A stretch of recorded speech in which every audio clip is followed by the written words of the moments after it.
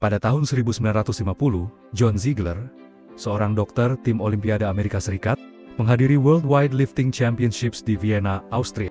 Saat itu, tim angkat besi Uni Soviet mendominasi kompetisi dan memecahkan beberapa rekor dunia. Menurut cerita yang berkembang, Ziegler berbincang dengan dokter tim Soviet di sebuah bar, di mana dokter tersebut mengungkapkan bahwa para atlet Soviet menggunakan suntikan testosteron sebagai bagian dari program pelatihan mereka. Mengetahui bahwa para atlet Amerika tidak memiliki keunggulan yang sama, Ziegler mulai bekerja sama dengan perusahaan farmasi Ciba Pharmaceuticals untuk mengembangkan steroid anabolik yang lebih efektif dan mudah digunakan. Hasil dari penelitian ini adalah Dianabol, yang segera mendapatkan popularitas di kalangan atlet dan binaragawan karena kemampuannya meningkatkan massa otot dan kekuatan dalam waktu singkat.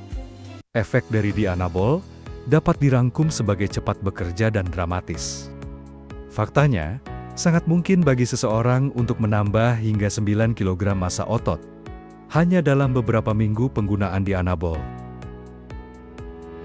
Dosis total serta asupan kalori secara keseluruhan akan berperan dalam hasil ini. Tetapi peningkatan 9 kg sangat realistis. Dan itulah tujuan penggunaan yang paling umum. Tubuh tetap memerlukan asupan kalori yang cukup untuk mencapai hasil maksimal.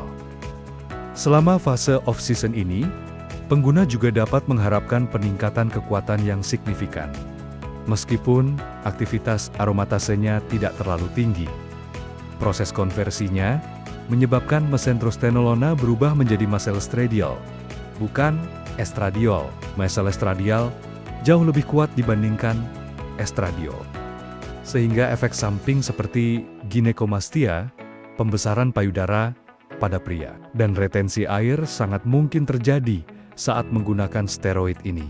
Bahkan, bisa muncul dalam semalam. Untuk mengatasi efek samping estrogenik dari Dianabol, anti-estrogen biasanya direkomendasikan saat menggunakan steroid ini. Ada dua jenis anti-estrogen yang bisa digunakan. Selective Estrogen Receptor Modulators SERM, seperti Nolvadex tamoxifen citrate, dan aromatase inhibitors AI, seperti Femara-letrozole. SERM bisa cukup efektif bagi sebagian pria, dan sebaiknya menjadi pilihan pertama jika sudah mampu mengendalikan efek samping. Namun, AI jauh lebih efektif karena dapat secara langsung menghambat aromatisasi dan menurunkan kadar estrogen dalam tubuh. Sayangnya, AI dapat berdampak negatif pada kadar kolesterol, seperti halnya Dianabol, dan kombinasi keduanya bisa menimbulkan masalah serius. Jika menggunakan AI, pengelolaan kolesterol harus menjadi prioritas utama, dan hal ini tetap dapat dilakukan dengan strategi yang tepat. Dosis standar Dianabol dapat sangat bervariasi, tergantung pada pengalaman dan tujuan individu. Terlepas dari berbagai rumor di internet, tablet Dibiol berkualitas tinggi, dapat memberikan hasil yang nyata, bahkan dengan dosis serendah 15 mg per hari. Namun, kebanyakan orang akan lebih puas dengan dosis 20–25 mg per hari. Penting untuk diingat bahwa setiap peningkatan dosis akan meningkatkan kemungkinan efek samping negatif dan membuatnya lebih sulit dikendalikan.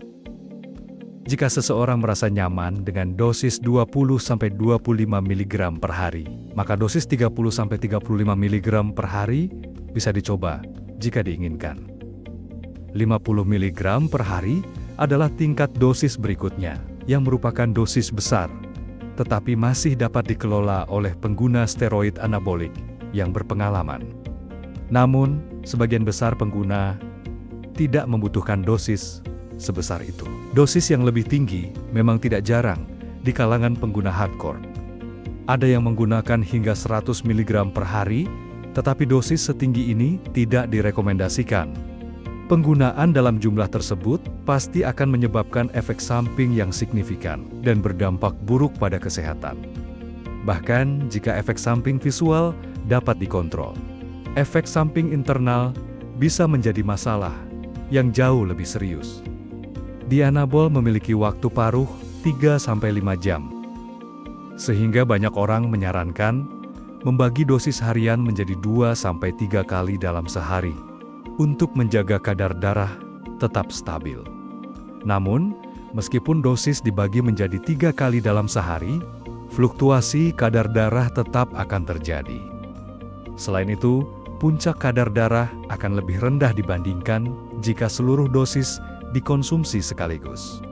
Mengonsumsi dosis harian dalam satu waktu akan menghasilkan puncak kadar darah yang lebih tinggi, yang bisa disesuaikan dengan waktu latihan untuk memaksimalkan manfaatnya.